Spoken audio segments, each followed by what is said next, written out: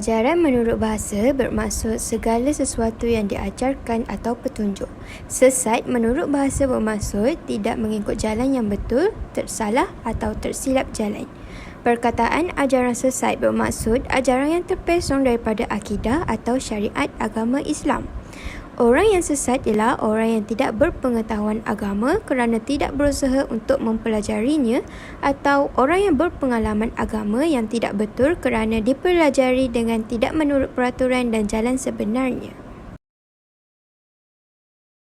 Ajaran sesat di Malaysia khususnya dikenal pasti berpunca daripada beberapa faktor.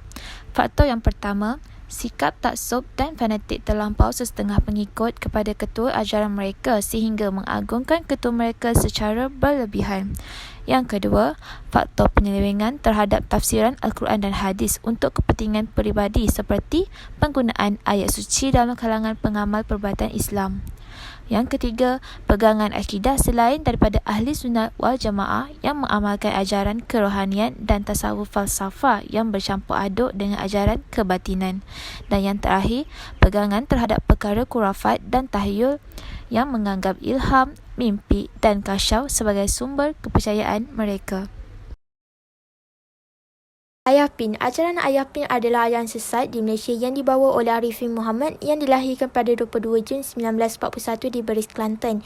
Beliau ialah pengasas kepada Kerajaan Langit dan disenaraikan dalam kumpulan agama sesat.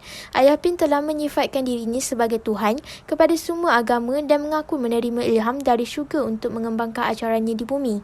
Ayapin hanya bersekolah sehingga darjah 2, namun beliau telah dianggap oleh pengikutnya sebagai Tuhan dan segala yang dilakukannya berasaskan wahyu yang diterimanya dari langit. Ayapin dilayan seperti raja, dan sebelum kawasan Kerajaan Langit dimusnahkan, Ayapin telah membangunkan kawasan Kerajaan Langit dengan teko, pasu dan beberapa lagi replika besar untuk melambangkan kuasa Tuhan yang diamanahkan kepada dirinya untuk melindungi dan memayungi umat manusia. Ayapin telah meninggal dunia pada 22 April 2016 di kediaman isteri keempatnya iaitu Nik Kamaria Nipah pada jam 8.30 malam pada usia 74 tahun akibat sakit tua, dan beliau juga turut menghidap penyakit angin ahmar. Contoh ajaran sesat yang dilakukan Ayapin. Pertama, tidak perlu percaya kepada Rasulullah SAW kerana Rasulullah adalah manusia biasa dan kita boleh mengatasinya hanya dengan cara berzikir. 2. Berzikir lebih afdal daripada bersembahyang 5 waktu. Jika seseorang itu telah ilham, zuhd dan khasyaf, maka sembahyang 5 waktu digugurkan.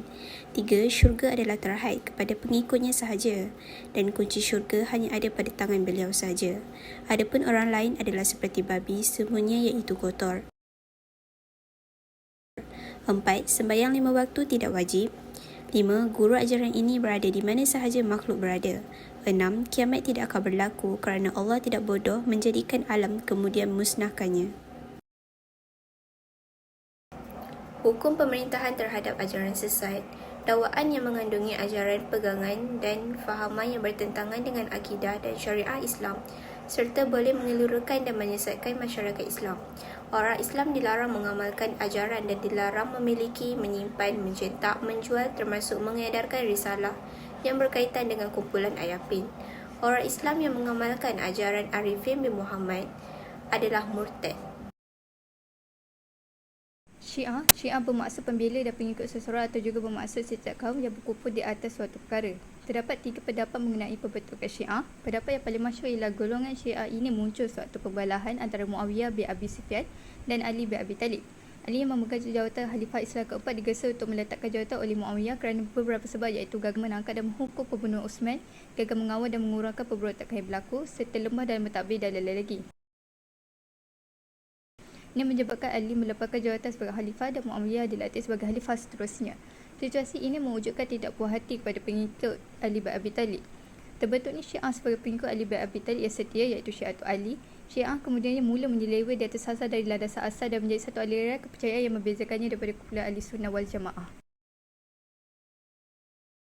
Seterusnya, antara contoh penyelewengan aliran Syiah adalah yang pertama, mereka meyakini imam adalah maksum iaitu terpelihara daripada sebarang dosa. Yang kedua, mereka mengkafirkan para sahabat Rasulullah SAW. Yang ketiga, tidak ada solat Jumaat yang diadakan. Yang keempat, penyanjungan yang keterlaluan kepada Sayyidina Ali sehingga disamatarafkan dengan Rasulullah SAW. Yang kelima, mereka mengharuskan jamak solat fardu dalam semua keadaan tanpa sebarang sebab. Yang keenam, mereka menghalalkan nikah secara muta'ah. Yang ketujuh, menambah nama Sayyidina Ali dalam kalimah syahadah selepas nama Nabi Muhammad SAW. Dan yang terakhir, mereka menolak ijma' ulama'. Keputusan Muzakarah Jawatankuasa Fatwa Kebangsaan pada 2 dan 3 Mei 1996 bersetuju bahawa memperakukan ajaran Islam yang lain daripada Ahli Sunnah wal Jamaah adalah bercanggah dengan hukum syarak dan undang-undang Islam.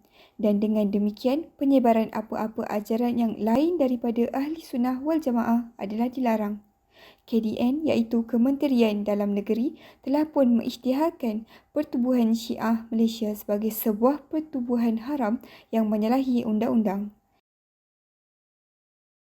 Bukan sebagai ajaran sesat sahaja daripada aspek agama iaitu sekiranya melanggar fatwa akan dikenakan tindakan mengikut Akta Enakmen Jenayah Syariah Negeri, malah aspek keselamatan negara turut diambil kira oleh pihak KDN yang mana pertubuhan Syiah ini tidak boleh bergerak aktif dalam negara ini kerana salah daripada sudut undang-undang.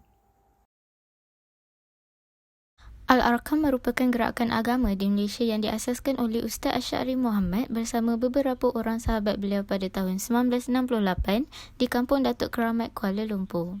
Ia juga dikenali sebagai Jamaah Aurat Muhammadiyah dan telah mengembangkan pengaruhnya di kalangan berbagai lapisan masyarakat Islam di seluruh Malaysia. Ajaran-ajaran Al-Arkam mendapat sambutan sebilangan masyarakat yang menganggapnya sebagai sebuah badan dakwah yang unggul sebelum ia dianggap sesat dan diharamkan oleh Majlis Fatwa Kebangsaan pada Ogos 1994. Contoh ajaran sesat yang dilakukan oleh kumpulan Al-Arkam. Pertama, mempercayai bahawa Syekh Muhammad As-Suhaimi, pengasas Aurat Muhammadiyah, tidak mati dan akan lahir sebagai Imam Mahdi. Kedua, menyamakan taraf Syekh Muhammad As-Suhaimi dengan Khulafa' Ar-Rasyidin. Ketiga, mempercayai bahawa Syekh Muhammad As-Suhaimi telah berjumpa dengan Rasulullah di dalam Kaabah dengan keadaan yang sedar dan menerima Aurat Muhammadiyah itu daripada baginda. Keempat, menambah fakta palsu dengan menyebut Syekh Muhammad As-Suhaimi sebagai Imam Mahdi dalam lafaz syahadah. Kelima, ketua kumpulan Al-Arkam mendakwa bertemu secara sedar dengan Rasulullah dan para sahabat yang lain serta berdialog dengan baginda. Hukum pemerintahan terhadap ajaran sesat Al-Arkam. Pertama, orang Islam dilarang mengamalkan ajaran dan dilarang memiliki buku Aurat Muhammadiyah pegangan Darul Arkam bagi mengelakkan ajaran ini disebarkan. Kedua, ajaran dan fahaman kumpulan Al-Arkam bertentangan dengan akidah dan syariah Islam serta mengakibatkan syirik. Ketiga, orang Islam yang mengamalkan ajaran kumpulan Al-Arkam hendaklah bertaubat kerana telah mengamalkan ajaran yang bertentangan dengan akidah dan syariah Islam. Kesimpulannya, ajaran sesat memberi banyak impak negatif terhadap individu, bangsa, agama dan negara. Antaranya, ajaran sesat membawa kemungkinan seseorang itu menjadi murtad kerana amalan syirik yang menyalahi prinsip utama ajaran Islam. Selain itu, ia juga akan memberi imej yang buruk kepada Islam khususnya terhadap saudara baru dan mereka yang masih belum memeluk Islam. Namun begitu, ajaran sesat ini masih boleh kita tegah. Pelbagai langkah telah diambil oleh pihak JAKIM dan JAIN bagi memastikan kesucian Islam ini dapat terus kita pelihara.